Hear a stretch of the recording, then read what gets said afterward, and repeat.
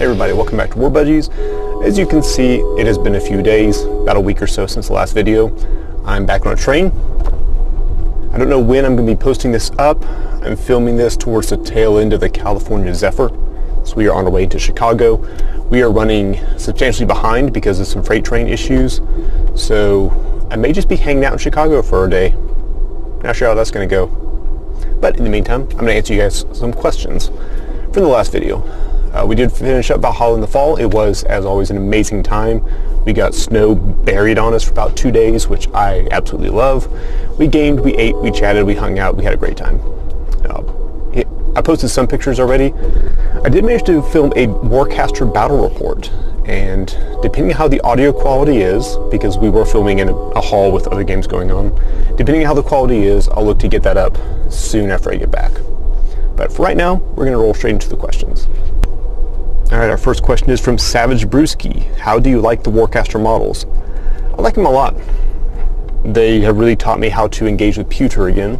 A lot of the Wave 1 models were entirely pewter. So when you see the Strike Raptor model, that's like a brick of pewter. That is a chunky boy. It's a lot of fun. It's a lot of fun. I think the Warjacks have a lot of flavor. I think as the Kickstarters have developed, they've sort of been able to branch the factions into a more unique visual identity for each one. Now we've got the ghosty boys and the little drones and the dino riders and all that stuff. I think it's going to be good. So I really enjoy them. I think they have a lot of character and they fit into the setting really well. Next question from Siobhan. You may have taken the train, but it will not change the fact that in 1998, The Undertaker threw mankind off Hell in a Cell onto the Spanish announcer table. Siobhan, you're an awesome guy. You're getting lazy on your delivery. You can't just like bludgeon somebody with it. You gotta sucker them into it. Otherwise, it's like walking into your grocery store and somebody jumps out with a megaphone and they're like, shrimp platters for $35. And you're like, $35? That's outrageous. I was just across the street and they're selling shrimp platters for $19.98, which is when Undertaker threw mankind off Hell in a Cell down 50 feet to the announcer table. It's good fun. From, I'm going to butcher this one, Jan Phalange. I've seen you post in the Facebook group. I don't know how to pronounce your name there either. Are you interested in meeting up for a game with local players? Yes, with caveats. I am always down to meet new people, and thankfully being on the East Coast, we get a lot of new people, or we have a lot of people, I guess, kind of spread out over that area. The bigger problem, obviously, is time, and I bring that up a lot. My day job doesn't afford me a lot of free time. The free time I do have, I typically spend with my family or doing this. But hit me up, warbudgies@yahoo.com. Let me know, and we'll try to set something up. Because if I can have a chance to meet and interact with people who I otherwise only know online, I'm happy. I like that. Next question from Mike D. Thoughts on the New Vegas expansion armies for Wasteland Warfare? Will we be seeing them here? Yes, you will be seeing them here. That's the short answer. The long answer is it's going to be a while because currently I don't own any and minis are expensive and there's just a lot on the slate right now. So just to kind of break down the idea for you. Once I get back from vacation, I go to Warfare Weekend for, well, a weekend, I guess. When I come back from that, we're going to spend the rest of the year focusing on Fallout stuff, finish up Season 3. I've got maybe 5 or 6 episodes left to go on that, sort of Season 3.5, however you want to look at that. When that's done, I'm currently working on some War Machine, cinematic battle reports. I've got Warcaster Season 2 planned, and I'm working on miniatures for that. And then I've got my own personal side projects, which are, thankfully, few in number. They're just kind of things to break up the monotony of actually painting armies. And then there's a bunch of stuff that I would love to cover on the channel if I ever had the freaking time. And I don't know when that's going to happen.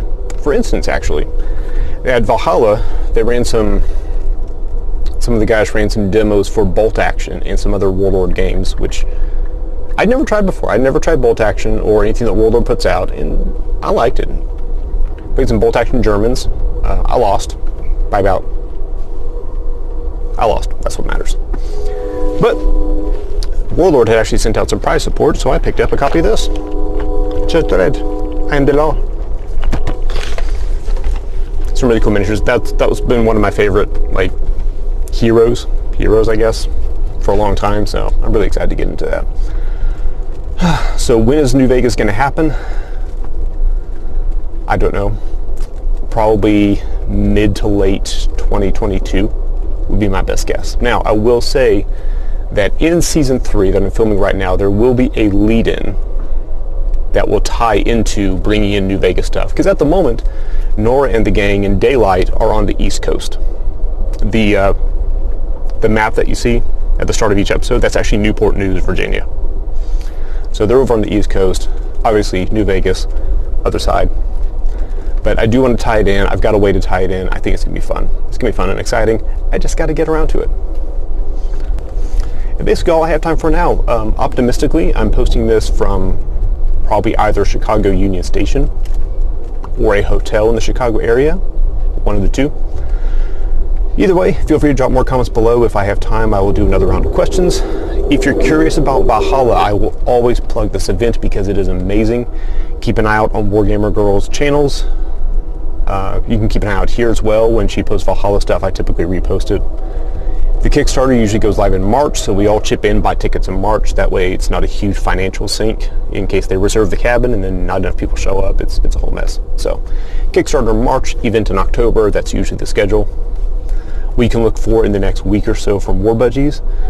Once I get home, I'm going to edit down that battle report, try to get that up before I go to Warfare Weekend. I may or may not be filming stuff at Warfare Weekend, I'm not sure. We'll see what that's like, because I've never actually been to Warfare. And then once I come back from that, I'll start back in on Fallout. We're going to do a showpiece on how the Fallout, the Daylight set is built, kind of what I used to build all that stuff. I'm going to refurbish it, renovate it, and then talk about all the new stuff. And that's about it. So as always, thanks for watching.